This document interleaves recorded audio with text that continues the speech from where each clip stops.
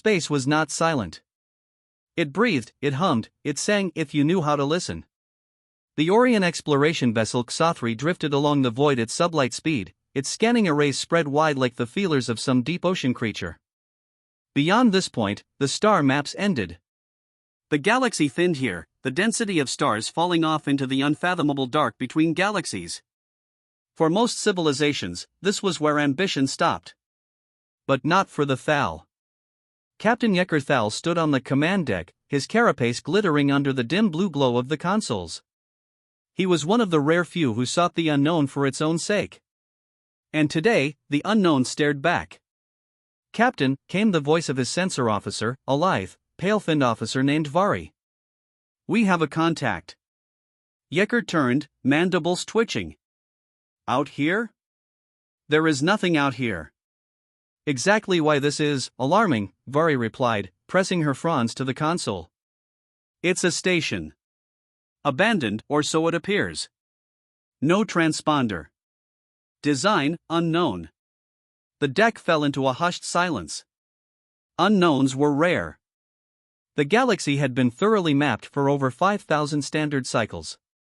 There were the Thal, the Vexery, the Saren Coalition, the Machine Collectives, and of course, the Grand Council who presided over them all. Even the precursor ruins scattered across the core ward sectors were catalogued. But an entire station, unmapped, at the very edge of galactic space? That was something else. "Put it on screen," Yekker ordered. The holoprojector flickered to life, and the shape materialized in the air before them. The station was jagged, angular, functional in a way that spoke of utility over elegance. Its hull was scarred, but not in disrepair, more like an ancient fortress that had endured countless storms and still stood. "Composition?" Yekker asked. Vari hesitated. "Titanium, and something else. A denser alloy." "I do not recognize the signature." Yekker's antennae curled in thought. "Take us in closer." "Send a drone." The drone zipped away from the ship, its feet piping back to the main display.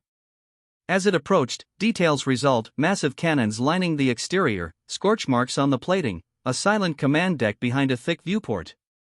And then, as the drone passed over one section, they saw them. Markings. Not glyphs of any known tongue. Just 4 bold, weathered letters, stamped across the side in faded white. UNSF. Vari tilted her head. "Captain, what language is that?" Yekker stared, unblinking. "Not one I know." "Shall we transmit to Central Archive?" "Yes," Yekker said slowly.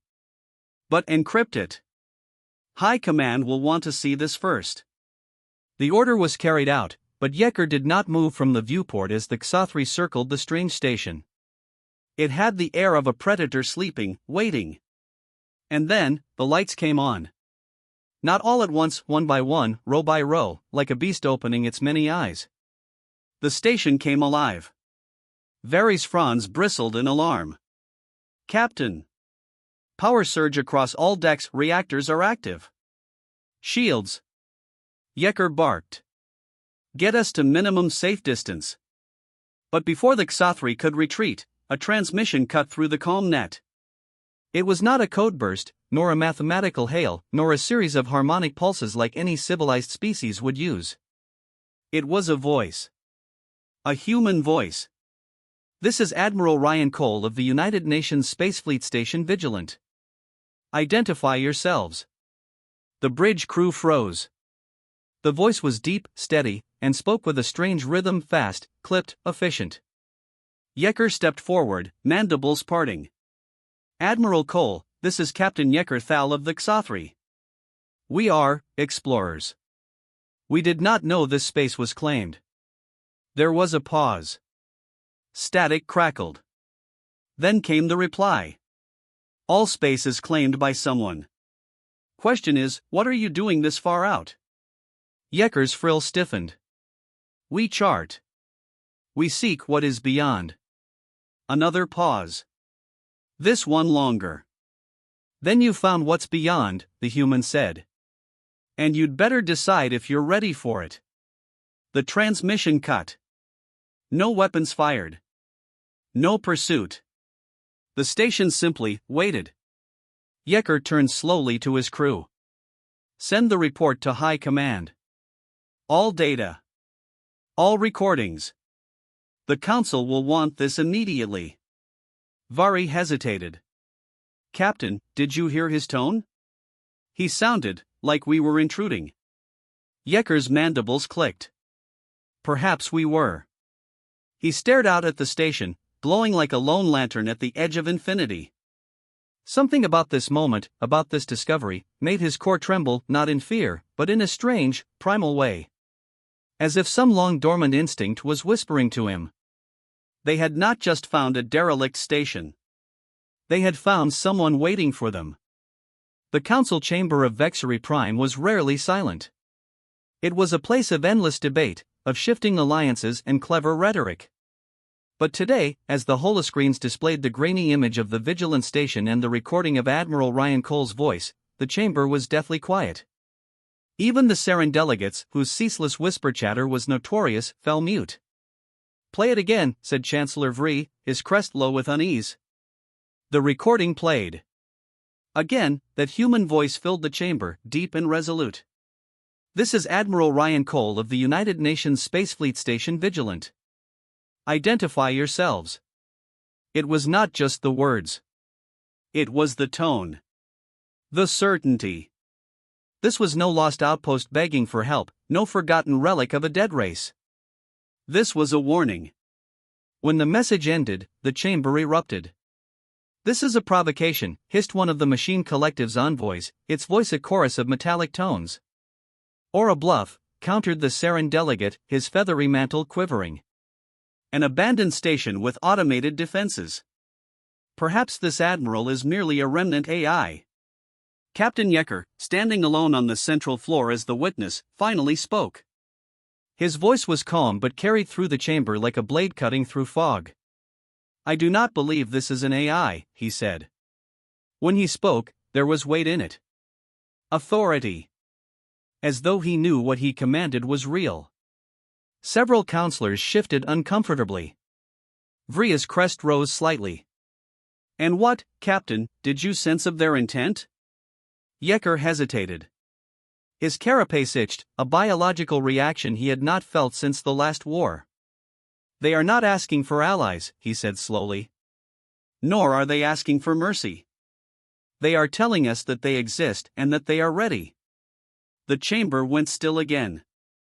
Vri turned to the Strategic Directorate. Have we located any record of this?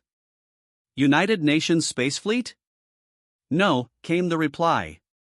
Their language is partially decipherable, similar to a proto-language we have archived from pre-expansion eras. But their presence this far out, it is unprecedented. Another delegate spoke, her voice sharp. Then they are a pre-FTL race that somehow leapt into the void and established a fortress? Impossible, hissed a Vexery general. Pre-FTL species do not survive unsupervised. The Council ensures it. The chamber trembled with low growls and mechanical hums.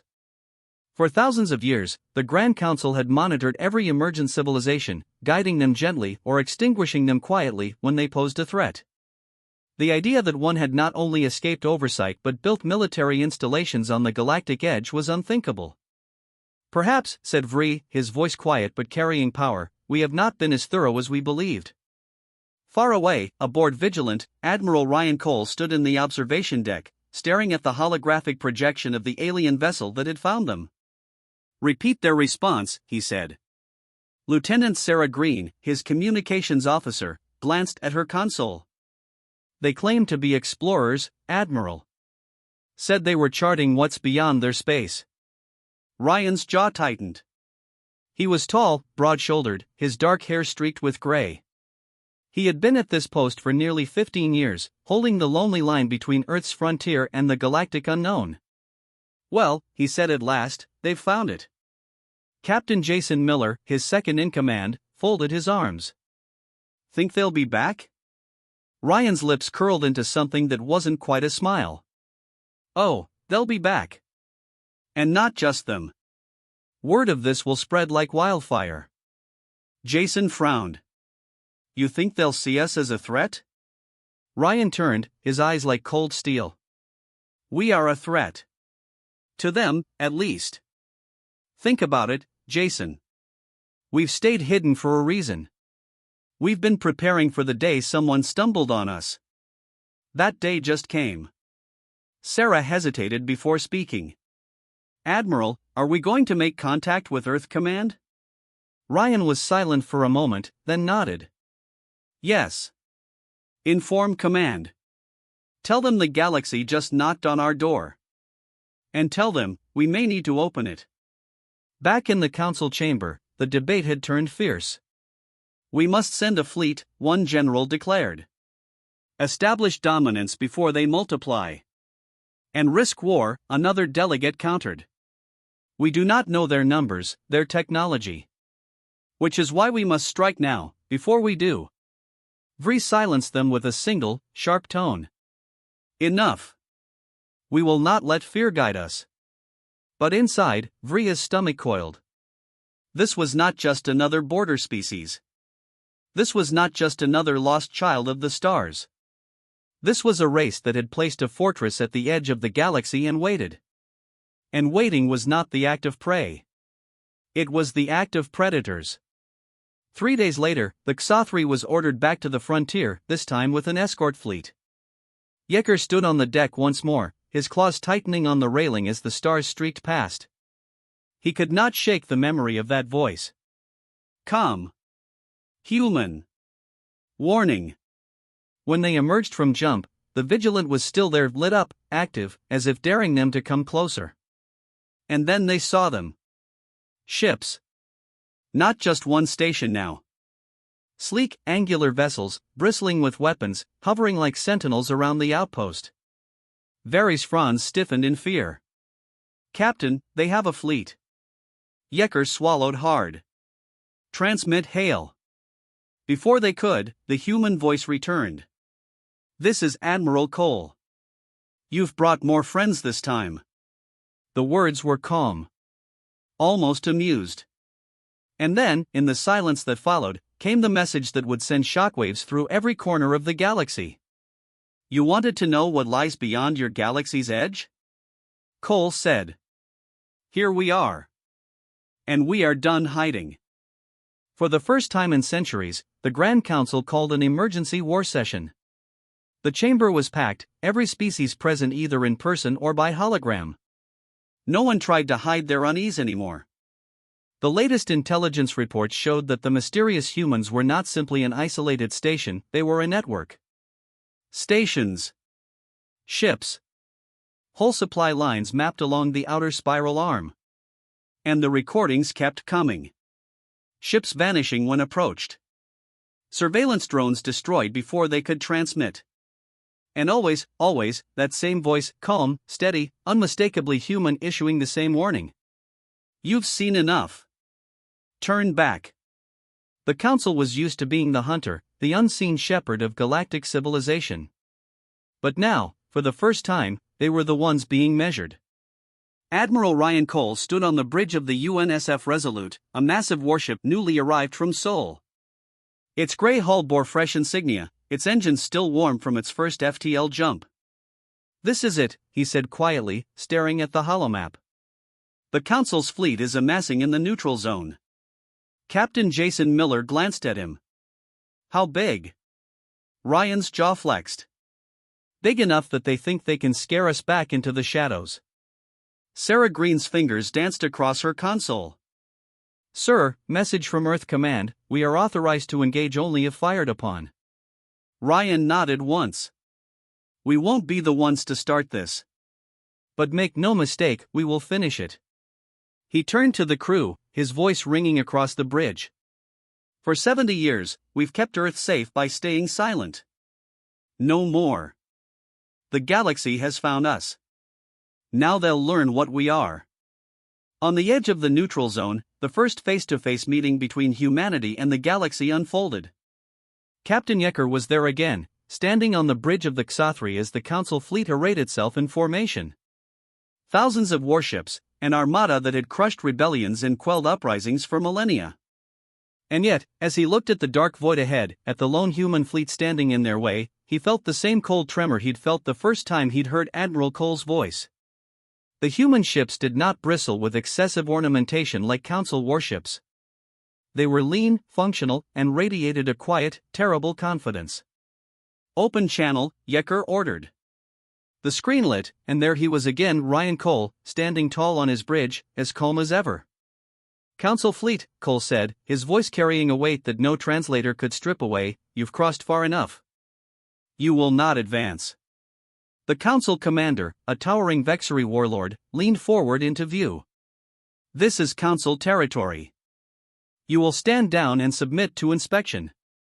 Ryan's lips pressed into a thin line. Then he gave a single, deliberate order. "Show them." One by one, the human fleet powered up. Weapon systems activated.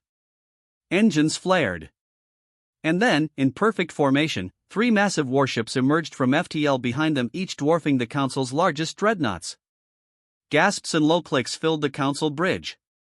"These are not colony defenders," Vari whispered. "These are warships designed for conquest." Yecker said nothing. He simply stared. Ryan Cole's voice cut through the channel once more. "We are the United Nations Space Fleet," he said. "We are not invaders. We are not prey. For decades we have stayed hidden, rebuilding after the fires of our own wars, watching your Council decide who lives and dies. That time is over. You will not control us. You will not guide us. If you choose war, you will see what we are capable of. And you will lose." The last words struck like a hammer. The Council commander bristled, but no orders came. No weapons fired. Because in that moment, every captain on the Council side saw the same thing Yecker saw. The humans were not bluffing. Their ships radiated precision, efficiency, and lethal intent. And behind them, beyond the stars, there was a whole species that had clawed its way up from the dirt, through centuries of war and hardship, and built this fleet not to conquer, but to survive. Hours passed before the Council fleet withdrew. No shots fired. No blood spilled. Just silence, tense and electric, until the last alien ship blinked away into jump space. On the bridge of the Resolute, Ryan Cole exhaled. "They'll be back," Jason said quietly. Ryan nodded. "Let them come. The galaxy needed to know we're here. Now they do." He turned toward the viewport, where the stars stretched out into endless darkness. "For too long, humanity has been a ghost on the edge of the map," he said. "But ghosts don't scare us. We are the ones they should fear." In the Council chamber days later, the debate raged again, but something fundamental had shifted. No longer did they speak of extermination or pacification. Now they spoke of treaties, of containment, of what it would mean to have another power on the galactic stage, one they could not control. And far away, on the Vigilant, Admiral Cole stood alone at the viewport. Beyond him stretched the stars, endless and waiting. "We're not hiding anymore," he murmured to himself. "Let them come." The galaxy had found humanity.